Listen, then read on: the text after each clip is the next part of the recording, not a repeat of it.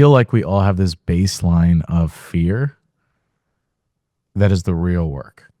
Because we can make achievement be the thing, but achievement is just momentary. And if after the high of achievement, then you go back to your baseline of fear. And now that I'm getting older and some years have passed, I get to look at my career a little more clearly and just be in awe of what I've done immediately after college. The Self-Hype Podcast. What's up, everybody? Welcome to the Self-Hype Podcast. It's your boy, Eli Vasquez, and this is not the setup that I want. This background, if you guys are watching this on YouTube, I moved to a new apartment. Haven't recorded since I got here. And if anything, this shows you that you should check out my YouTube and start watching my YouTube videos. But all in all, my chicken's just finishing. This is the worst intro ever. But in the span of done's better than perfect and we're just doing the damn thing, we're just doing the damn thing because this week's episode is my special birthday reflection recap where I just reflect on life lessons, what I've learned, what I've gained.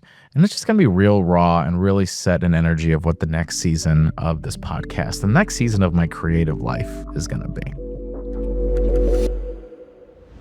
What is up, everyone? Like I said, this setup is ass. But I just wanted to record. I felt overwhelmed. I felt stressed. I felt so behind. I was like, I'm just really trying to bring it back to basics with my life. And I don't get why I just don't have enough time. I think I'm just like so frustrated because I'm like, I've been trying to like record this episode and trying to get the next season going. And we haven't recorded in like 3 weeks. And that's like the longest it's ever been. And I think the biggest thing now that I'm just saying this out loud is I cannot operate on the level of anxiety that I used to operate. I just won't. I'm just not going to do it. I can't do it.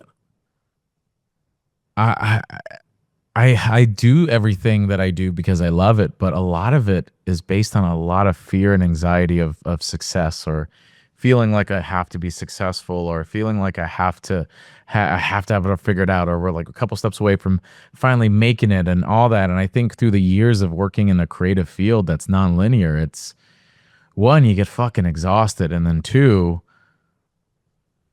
you're just tired of feeling fucking exhausted. And there's a part of me that mourns, will I ever be what I think I can be? And there's a part of me that also says we're just getting started. But it has to be done in a different way. And I'm still trying to figure that out. So if you guys are watching on YouTube, the lighting's all wonky. It's all over the place. But I just needed to record it and get it done because I know me. I'm like, try to find the perfect lighting, try to find the perfect setup, trying to find it. It's just not going to happen. And I rather just have it be done than be good. And good as in lighting, look, all that. I think in the future, I hope to have like an official cool setup. But what got me to the dances is doing the damn thing. And I'm now trying to blend how do I do the damn thing while also upgrade now that I've been doing the damn thing for a while. But upgrade in a way that feels sustainable, that feels like I'm having fun and enjoying the process. And that's all to say that this correlates to this week's episode of my birthday life reflection recap extravaganza, whatever the hell you want to call it.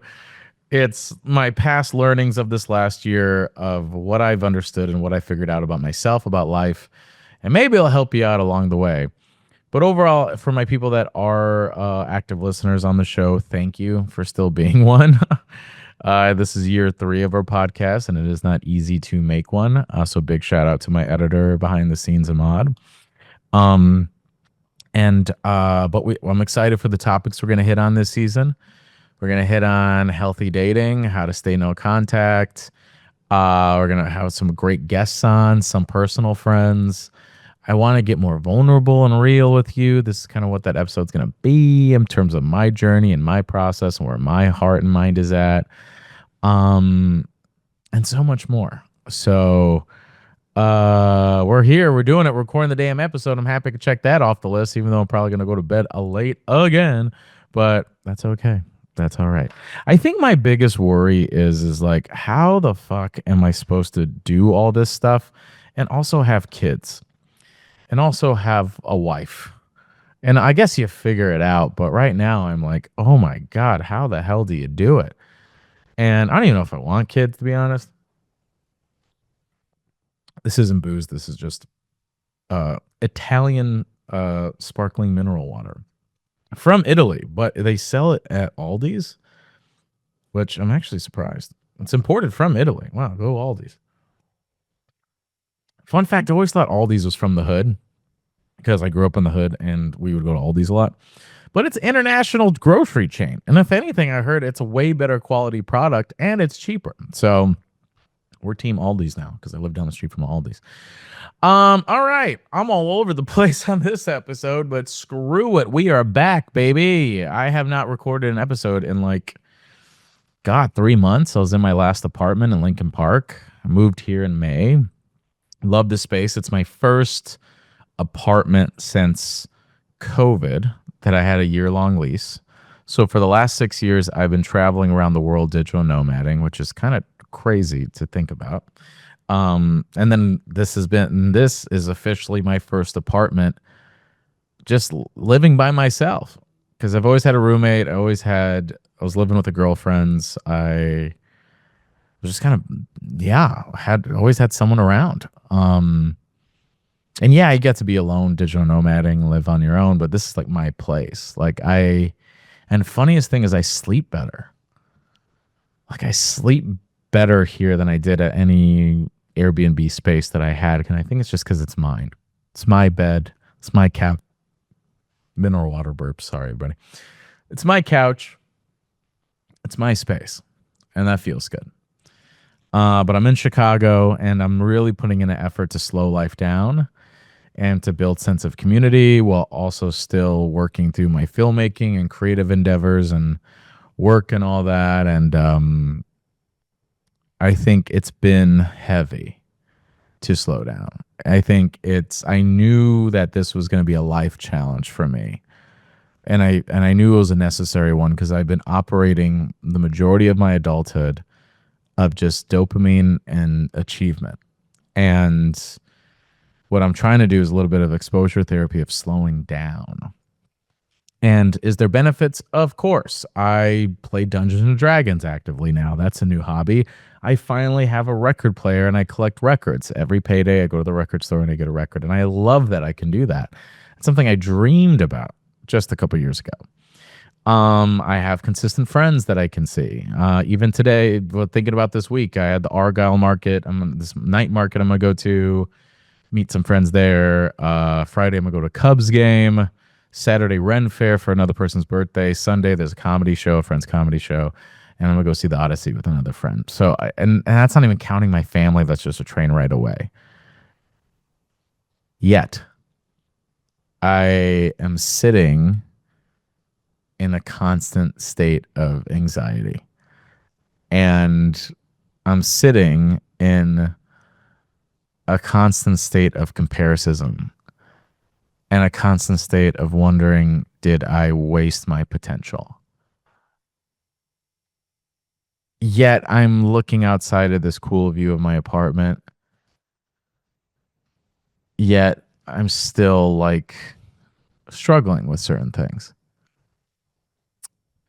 And there's a line I heard with a creator, and he said, there's something about grieving. Like you're going to grieve whatever your goal is. And the funny enough is that on paper, this is what I dreamed of. I dreamed of being a coach, launching a brand that I could just live off of, and to build something that is mine and to help people through the process. It didn't end up the way that I thought or on the timeline that I thought or the scale that I thought, but no matter what, no one could tell me that I didn't do it. And there's so many years where I didn't have that. So many years of just paycheck to paycheck while working at this big digital media company in a crappy apartment, not loving myself, drinking too much, not taking care of myself, not being able to be a good partner, not being a good friend, being very ego driven, self centered, selfish, anxiety driven. And my life has made so many massive 360s. And I think what's so frightening is that I'm trying to make slowing down something that feels like a home when it's always been failure or death or the very thing of me not being good enough. And in a way, I'm proud of myself that I'm facing that big fear, but God, is it frightening. And I just like want everyone to just receive that for a second of we're all grieving something. If it's the marriage that you thought you're going to have and it ended up not being the case, if it was the partner that you currently have that you imagine but is not the case, if it's the career you thought you had that it wasn't the case, you're always grieving what the timeline was going to be. You're always grieving who they were in your head. You're always grieving the projection and image of the goal versus the actualization and reality of what it was. And that's hard. And it's confusing. And it's frustrating on such a human level of I got it. But why am I upset? Like I got it, but why am I still scared? I feel like we all have this baseline of fear that is the real work. Because we can make achievement be the thing, but achievement is just momentary. And if after the high of achievement, then you go back to your baseline of fear. And now that I'm getting older and some years have passed, I get to look at my career a little more clearly and just be in awe of what I've done immediately after college. Like so many crazy projects, life experiences.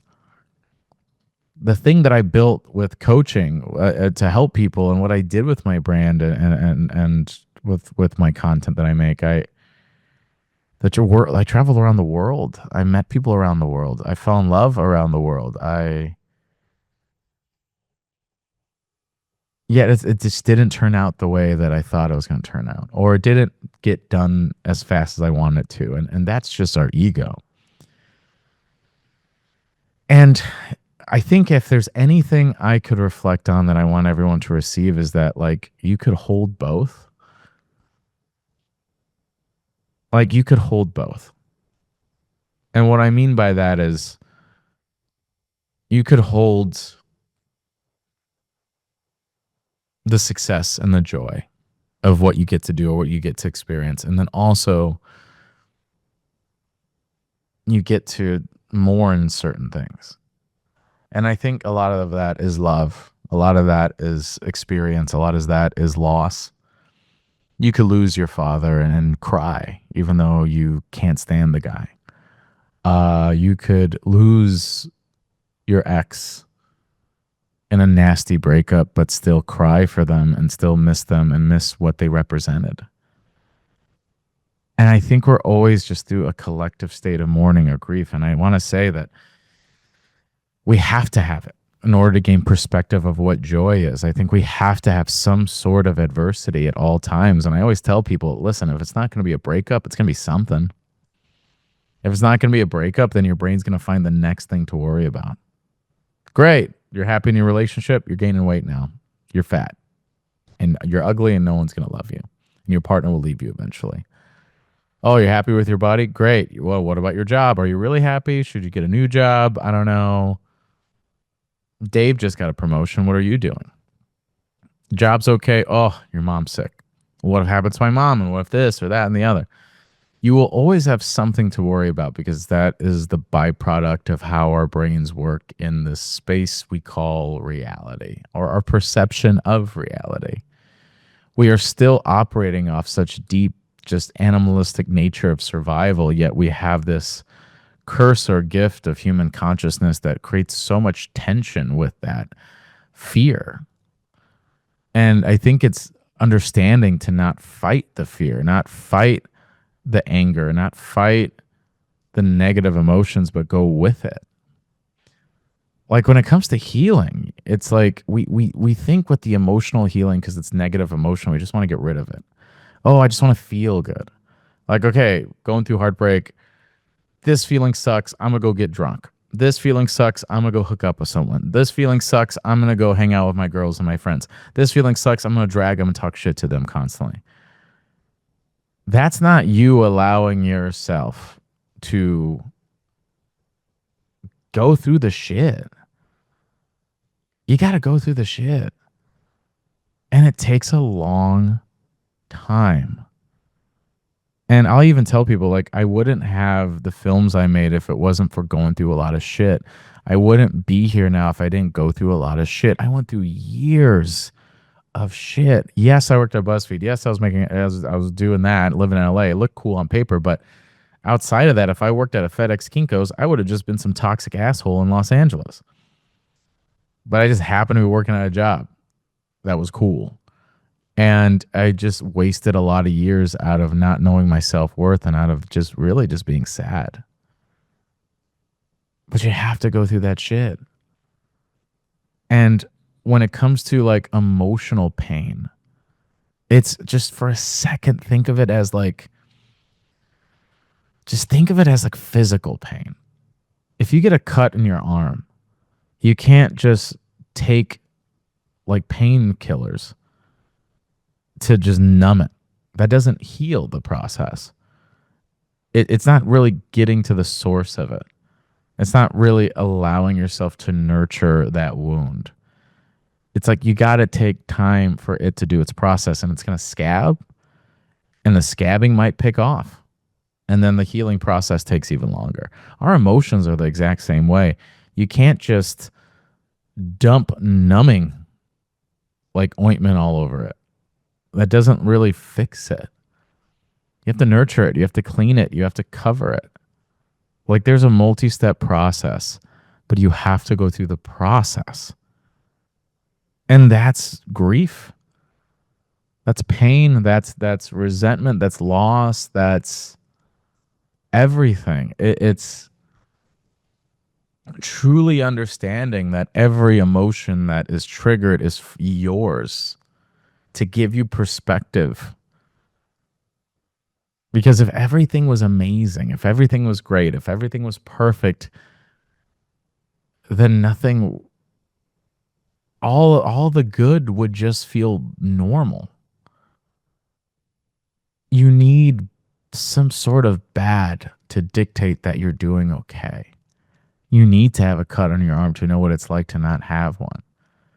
It's like when you get sick and you're like, oh my God, I hate being sick. I'm going to appreciate being healthy. It's like, oh my goodness. And then you don't. And you worry about something else. And that's the frustration of this human experience of just like consistently trying to turn this existence of reality into a joyful one. And I think it's the process of, despite what happens to me, I still seek joy. And the learnings of that, and the self-reflections of that, and the self-discovery of that, of yourself in the process of consistently being in a position to not give up and to keep moving forward and to keep pushing harder and to keep doing those things. I think that's where you get a level of self-fulfillment. Because I think through self-fulfillment, you get self-respect. And that is where you get a stronger baseline of understanding not only who you are, but why are you alive? Like, why are you here on this earth right now? What is your point of self-discovery? What will that self-discovery do for the people around you, or the trickle effect for generations of people that you'll never meet and know? I think there's something remarkably bigger, and it's beyond human comprehension. But that bigger requires perspective, and that perspective requires experience, and experience requires sadness. So when we talk about all these things, it's really important to know just how insignificantly, monumentally important you are to the ongoings of life and everything you have to pursue it. This is all all just self-reflections, and I kind of made it a point of myself to just let it rip and to just share and to just express, despite algorithm or numbers or views or performance. It's like I feel like my soul is aching, and it's requiring me to tap into just a deeper sense. And I hope you guys are there along the way, but there's a truth that's calling to me, and you'll probably see it in my content soon. You'll see it in my podcasts. I think at the end of the day, I'm less afraid. And I think with my birthday, I'm more aware of my mortality. And I'm understanding the sense of being 36 years old. I know, yeah, I'm 36 years old. That I'm now leaning towards the later end of my 30s, thus the final frontier of youth. And there's a lot of mourning there and grief there, but also liberation of, I was so afraid of how it's going to turn out by now. And as much as I want to reflect on how much further I wish I've gone, there's also understanding that I'm still okay. And that has to mean something. I'm still okay. And to not sit too much in that despair, but to let that be the most freeing thing of, if I was so afraid and still I ended up okay, well, who's to say I will not be great in another 10 years? If I can get through all the childhood struggles that led into my 20s that I wasn't even self-aware of, my insecurity, the pain, the mistakes, all that, and still somehow consistently make it on the other side and still show up and be here. Who's to say the next 10 years can't be life-changing? Because I know myself more. I'm not starting as some 16-year-old, 18-year-old. I'm starting as a 30-something-year-old. I have the self-awareness perspective. I just have to make sure I don't let those new batch of insecurities that show up in that age stop me. And I use my life experience to push me to go forward, because if I could do all those things when I was a younger version that was more insecure and felt less than, who's to say I cannot keep moving forward, and if not, be even more expedited and great and fantastic? But I must have the audacity to keep facing that. And I think that's what this season of life is for me. It's learning how to keep doing what I love in a digestible way that calms my spirit and soul for longevity and security, and to honor the past pains that I had that got me here. And that's a really hard task. And I have to stop being such a dick to myself. And that's a universal, I think, thing that we all do. Just don't be a dick to yourself. And you won't win every time. You just won't. But it's not so much of like the emotions that come up. I think what matters at the end of the day is, despite the season, despite the weather, despite the temperature, despite if you could see from a faraway distance of what your next step is, or you can't even see where your foot's going next, it's to still take that step despite what that fear is telling you. And it's as simple as blocking. It's as simple as going another day, no contact. It's as simple as just reaching out to that one person. It's as simple as applying to that job, or just asking. And then also reminding yourself, what is your baseline of happiness? Because if you could call both parents and they pick up, if you could go to bed knowing that everyone went to sleep and they're okay, if you still have your health and you still get to do something that you feel some passion for, how fucking beautiful is it to live another day living in your baseline of happiness? What a gift.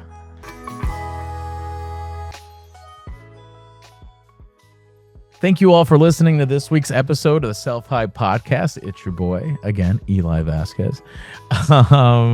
If you really love these type of conversations and want to set some intentional goals to transform your life and be a part of a loving community that's going to help you along the way, where I get to coach you personally, and you get to learn the tools to attract healthy love by creating a healthy, loving life, would love to get to know you and work with you. It's called the Healthy Love Club. You could sign up in the show notes. And it's a pretty sweet space, and we would love to meet you. Our current calls as of this recording is every Thursday night, with full courses around attachment, navigating boundaries, and deep internal emotional processing, and how to really design a life that's pretty badass. With that said, we have a lot in store this season. I'm excited for you to be a part of it, and you're super cute. I'll talk to you later. The Self-Hype Podcast.